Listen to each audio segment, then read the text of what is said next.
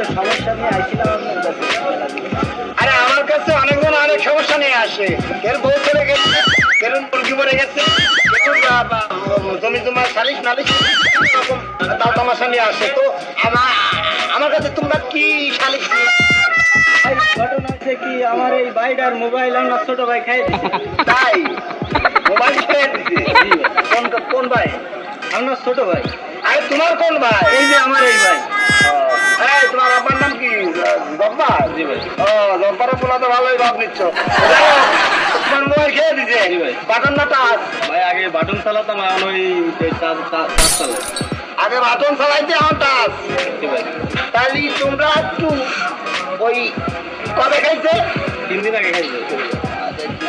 3 দিন আগে? জি ভাই। 3 দিন আগে মোবাইল খাইছে, তাহলে 3 দিন আগে যদি মোবাইল খেয়ে থাকে তাহলে তো ব্যাপার আছে। এই ঘটনা হয়েছে, তুমি আমার বাসার জন্য জি ভাই। তুমি কালকে আমার বাসায় যাবা। ঠিক আছে ভাই। বাসায় যাবা, আমার দেখছি নেই, এখন সুইপার নিয়ে যাবা। ঠিক আছে, বুঝছো? জি ভাই। সুইপার নিয়ে যাবা, আমার লেফটিনের ভিতরে আছে নিশ্চয়। যদি 3 দিন আগে খেয়েছে, আমার ভাই বাইরে কোথাও বাথরুম করে না। কোনো আইডিয়া আপনি কিরম কথা বলেন ভাই? কেন ভাই? মোবাইল বাথরুমে খাওয়া যাবে মানে ভাই কি? কে লোক কোথাকার? এই যে কেন ভাই? তোরা বললি যে 3 দিন আগে মোবাইল খাইছে? ভাই 3 দিন আগে মোবাইলটা নিয়ে গেছে ভাই। মোবাইল নিয়ে গেছে? মোবাইল তোমার কাছে নিয়ে গেছে? জি ভাই। এখন কে নিয়ে গেছে?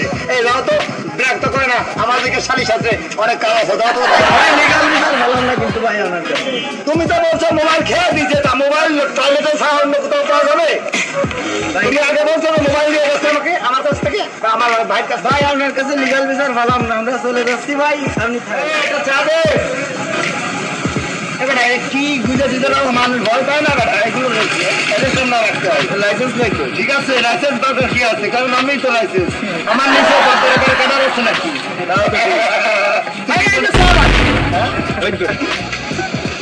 কি হয়েছে? চা ভাই। কি খাবো? চা ভাই চা। চা? হ্যাঁ, চা বলতে হয়, চা না এটা ভাই, নজর না সাথী।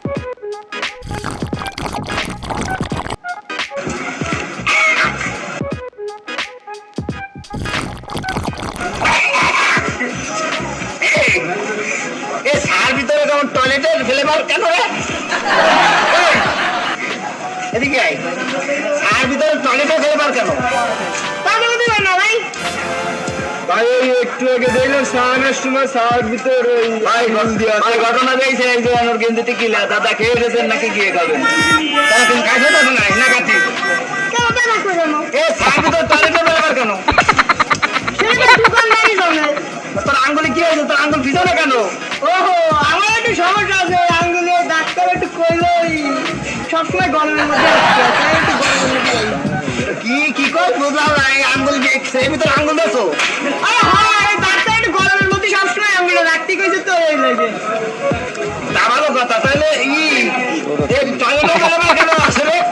ওই সাদা দিলাম তো, তাই এই গরমে রাখতে কইছে, এই লাগে গরমের ভিতর রাখা দিলাম এমনি। গরম মানে কোথায় রাখছিস? এই তো এই কেটলিতে গরম পাবে। তুই তারপরে কি ভাষার ভিতরে আঙুল দিয়ে তাই খাচ্ছিস?